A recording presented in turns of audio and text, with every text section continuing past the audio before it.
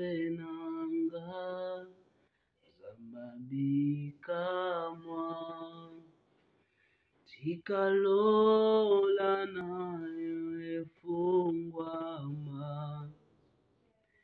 Zambabika mwa, mimonisa, Zambe nanga, Zambe nanga, Zambabika mwa, tikalola nayo efungwama, Zambabika mwa, mimo to beleli beleli beleli beleli Nzambe, Zambabika mwa, tikalola nayo fungwama, Zambabika mwa, mimonisa, Adonai, notre Dieu, Dieu très saint et tout puissant, toi qui étais, qui est, qui vient, ô notre roi, créateur de toutes choses, magnifique est ton nom et Adonai. Seigneur Dieu Tout-Puissant, éternel Dieu de gloire, sois béni Seigneur Dieu Tout-Puissant. Merci pour ce moment opportun que tu viens de nous accorder afin de partager ta parole. Prends le contrôle de toutes choses, le contrôle de tout celui qui va recevoir ce message. Que la sagesse, que la lumière, que l'onction prophétique, l'auteur de ce livre soit avec nous, accompagne-nous au-delà de nos limites, au-delà de nos compréhensions. Sois avec nous et que ta présence nous bouleverse, nous transforme, ajoute à nous l'esprit de l'enseignement. Au nom puissant de Jésus-Christ.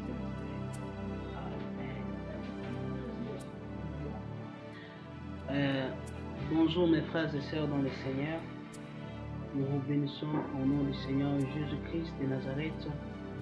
Partout où vous allez nous suivre, que le Seigneur soit avec nous tous. Aujourd'hui, nous serons dans le livre de l'Apocalypse, le chapitre 1. Alors, nous allons étudier le chapitre 1 du livre de l'Apocalypse. Chapitre 1 du livre de l'Apocalypse. Alors, on va commencer avec le premier verset. La Bible nous dit quoi?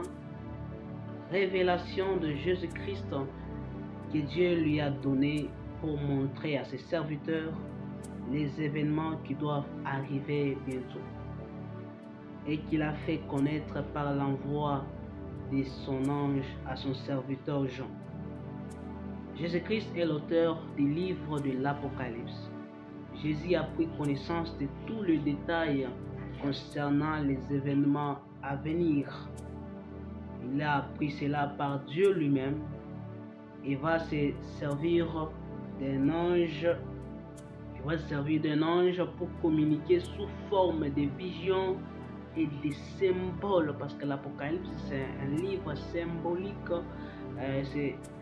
Il a communiqué cela sous forme de visions et de symboles en son serviteur Jean, lui qui est le rédempteur du livre de l'Apocalypse. Le verset 2, lequel a attesté la parole de Dieu et les témoignages de Jésus-Christ en tout ce qu'il a voulu. Ce livre atteste la parole de Dieu et les témoignages de Jésus-Christ en tout ce qu'il a vu, c'est-à-dire Jésus-Christ a également déclaré lui-même qu'il est descendu pour faire la volonté de Dieu, non pas sa volonté, c'est-à-dire qu'il est venu faire le témoignage de la parole de Dieu. C'est pourquoi lui-même il a déclaré cela, qu'il n'est pas venu faire sa volonté, mais il est venu faire la volonté de celui qui est en haut. Le verset 3. Heureux celui qui lit. Heureux celui qui lit, on ne se limite pas là-bas. Et ceux qui écoutent, on ne se limite pas par là. Et ceux qui écoutent la parole de la prophétie et gardent ce qui se trouve écrit, car le moment est proche. La volonté de Dieu ne se limite pas à lire seulement, à écouter, à connaître seulement, mais aussi à garder la connaissance que nous trouvons par la lecture et par le moyen d'écouter. C'est pourquoi quand nous étudions ce livre, ne nous limitons pas seulement à lire, à écouter, mais aussi à garder, parce que celui qui est erré, c'est aussi celui qui garde ce qui est écrit dans ce livre. Si nous ne gardons pas, si cela, ça vient comme une connaissance qui ne transforme rien en nous, nous ne serons pas errés. La connaissance, ce n'est pas la finalité, mais faire cette connaissance et entrer en détail de cette connaissance et garder cette connaissance, c'est ça la finalité de Dieu. C'est pourquoi la Bible dit: heureux celui qui lit, on ne se limite pas par là, et ceux qui écoutent les paroles de la prophétie, on ne se limite pas par là, et garde ce qui s'y trouve écrit, car le moment est proche. Le moment est proche, et celui qui sera heureux, c'est celui qui garde, qui lit, qui écoute, et aussi qui garde ce qui s'y trouve écrit dans ce livre de l'Apocalypse.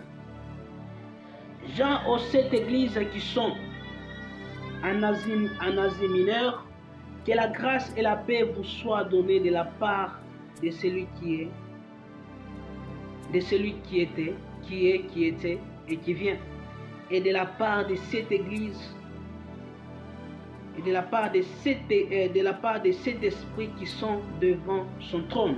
Ce verset nous parle de cette église qui sont en Asie mineure et de cet esprit qui sont devant le trône de Dieu, celui qui est, qui était et qui vient. Par là, on peut commencer déjà à comprendre qu'est-ce que les chiffres 7, parce que ça revient trop dans le livre de l'Apocalypse. Les chiffres 7 revient à des très nombreuses reprises dans la Bible. C'est un nombre symbolique très important qui est lié à la sainteté de Dieu, à sa loi, à son culte, à ses prophéties, à ses promesses, à sa perfection, à ses miracles et au fait de célébrer à son honneur. Ce chiffre 7 est lié à tout cela. Il décrit généralement un événement total et important. C'est-à-dire quand on parle de 7, c'est un événement total et important. Le chiffre, le nombre 7 s'héritage quoi? S'héritage à la plénitude, à la perfection, à la puissance, à la totalité, à la gloire. Cependant, ce message s'adresse à l'ensemble de tous les chrétiens, de la terre représentés par cette église. Quand on dit les 7 églises d'Asie mineure, c'est d'abord les églises locales en Asie mineure qui est aujourd'hui actuelle Turquie. Il y avait 7 églises, je crois on va parler cela en détail dans le chapitre 2. Mais cette église représente toutes les églises sur la terre qui sont représentées par 7.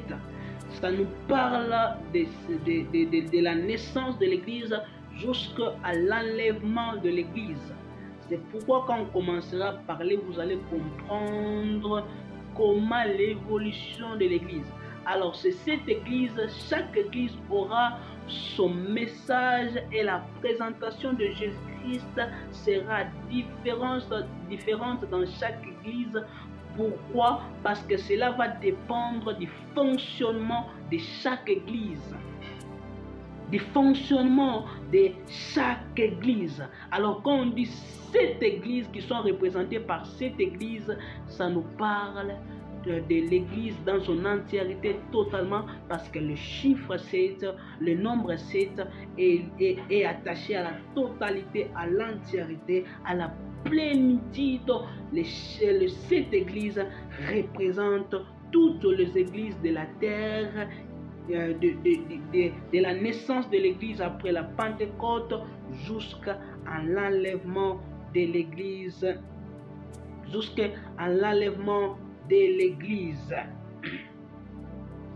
Là, ce sont les 7 églises. Alors, parlons maintenant de cet esprit devant le trône. Pour expliquer cela, on va lire Apocalypse chapitre 4, verset 5. Du trône sortent des éclairs, de voix et des coups de tonnerre. Et devant lui brillent 7 lampes ardentes, qui sont les 7 esprits de Dieu. Ce verset indique clairement que les 7 esprits de Dieu sont les 7 lampes ardentes qui brillent devant le trône de Dieu. Les 7 lampes ardentes qui brillent devant le trône de Dieu, c'est ça, cet esprit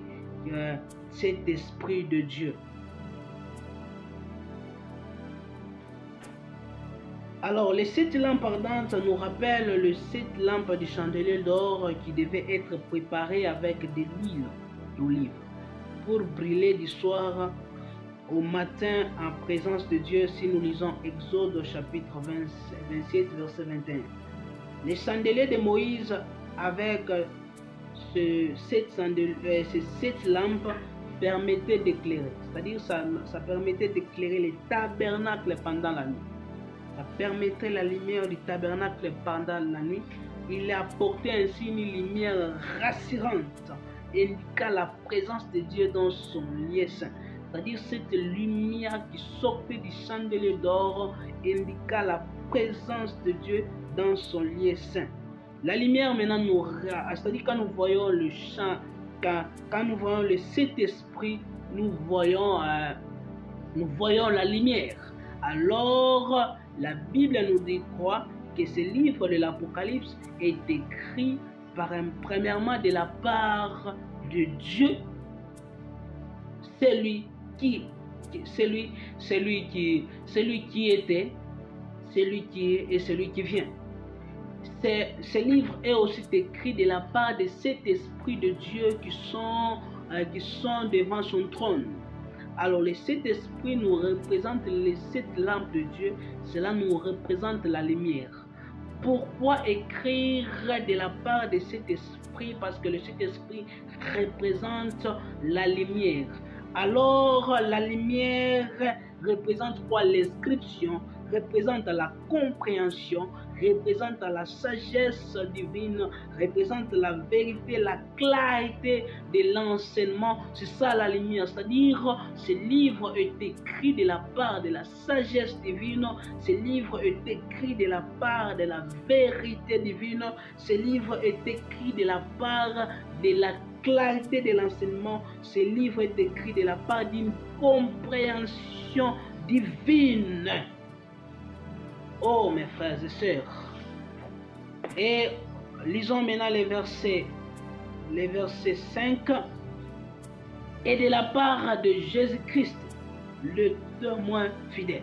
Ce livre est écrit de la part de Jésus-Christ, le témoin fidèle. Le livre de l'Apocalypse est écrit de la part de Jésus-Christ, le témoin fidèle. Il n'est pas comme le témoin de ce monde, lui il est un témoin fidèle.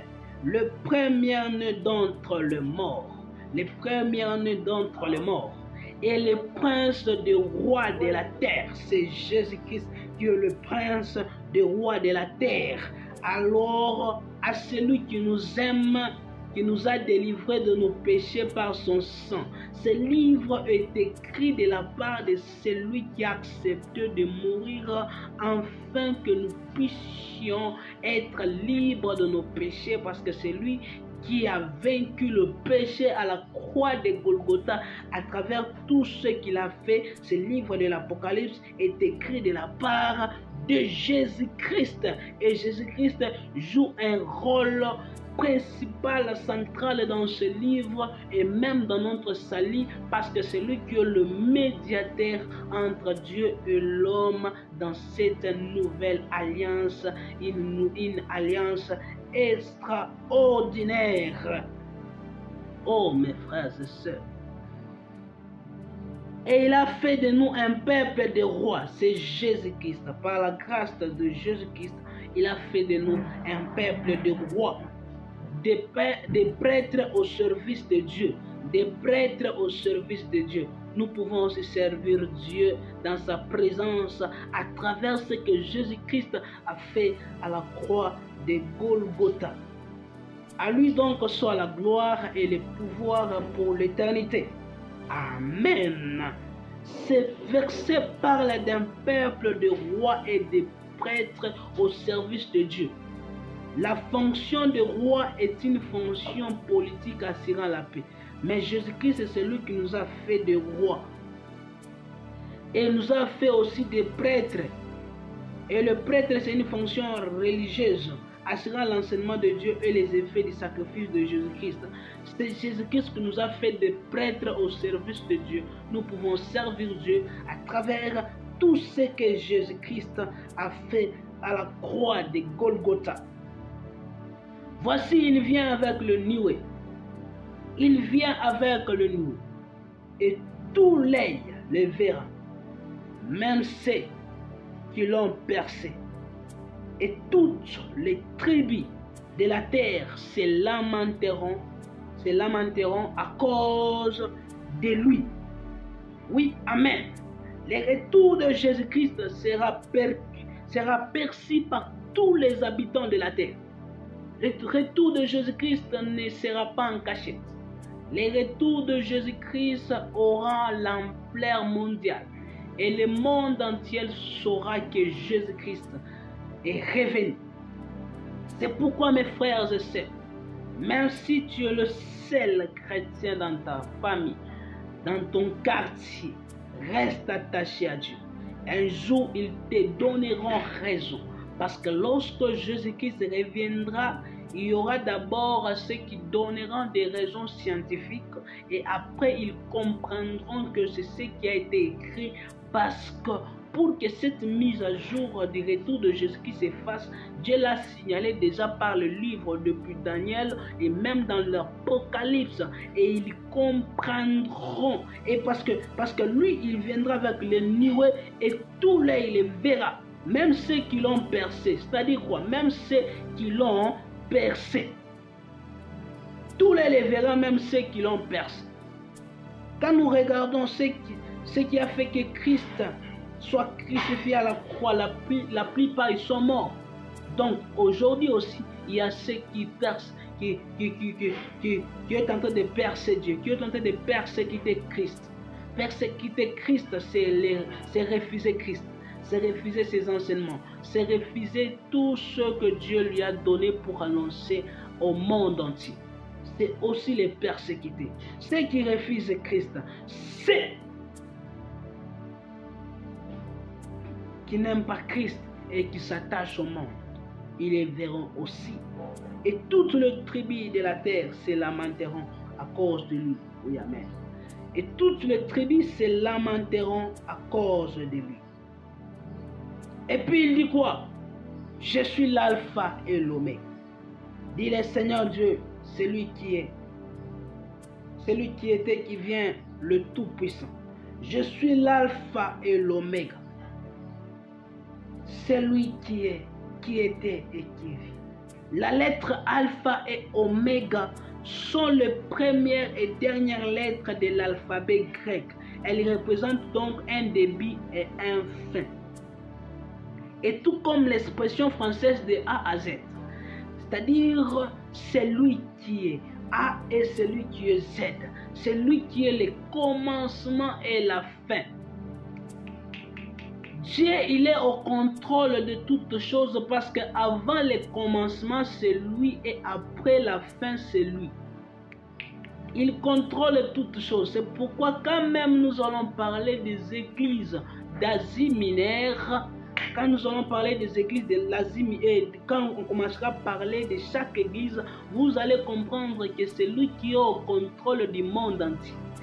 C'est lui qui contrôle le monde entier, le fonctionnement du monde entier, c'est celui qui les contrôle parce que rien ne se passe sans lui, parce que c'est lui qui est l'alpha et qui est l'oméga, c'est lui qui sera à la fin, c'est celui qui a été au début, avant même le début, c'est celui qui a été. C'est pourquoi quand tu crois à Dieu, tu es l'homme le plus heureux parce que tu es entre les mains de celui qui est alpha et qui est oméga. Alors aujourd'hui, on va se limiter sur le verset 9. Ça nous dit quoi? Moi Jean, votre frère, qui participe à vous à l'affliction, à la royauté et à la patience en Jésus-Christ, j'étais dans l'île appelée Patmos à cause de la parole de Dieu et du témoignage de Jésus-Christ. Jean fait partie des quatre premiers disciples de Jésus-Christ, parce qu'il y avait d'abord André et son frère Jean et son frère Jacques. Jean et Jacques sont le fils de Salomé et de Zébédée.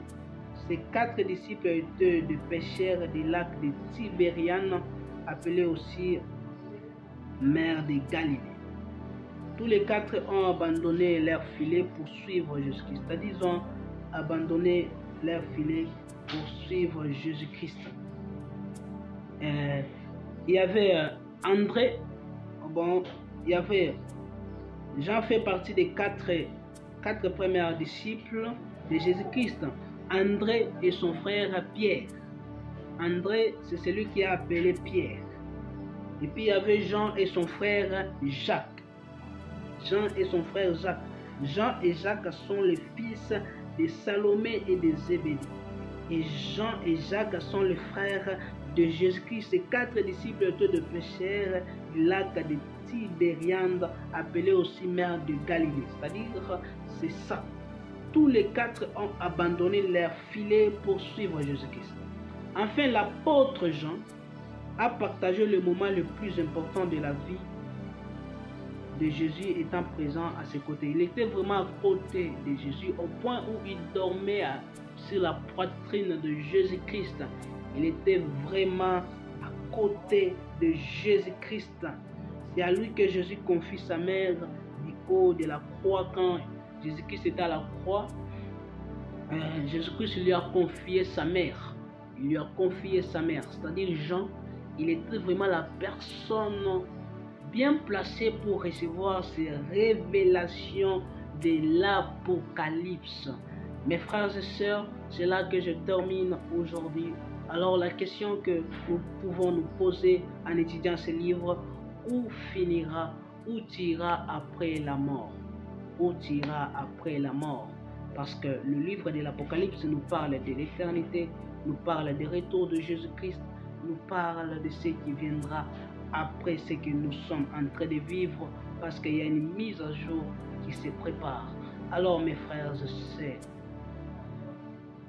d'abord avec ces 9 versets que nous avons appris aujourd'hui, que cela commence à te révolter déjà davantage.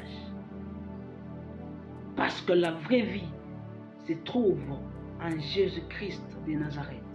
La vraie vie se trouve en Jésus-Christ. Donne ta vie en Jésus-Christ. C'est lui qui est le roi des rois. C'est celui qui est le prince de ces mondes. C'est celui qui domine à jamais. C'est celui qui règne à jamais. Alors mes frères et sœurs, que ce message soit pour vous une grande bénédiction et vous pousse à suivre Jésus-Christ de tout votre cœur. De tout votre cœur. Prions s'il vous plaît.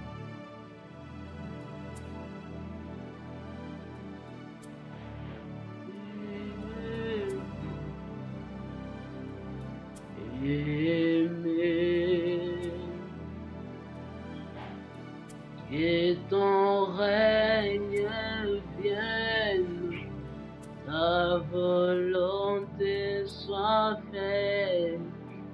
Amen. Amen. et ton règne vienne, ta volonté soit faite,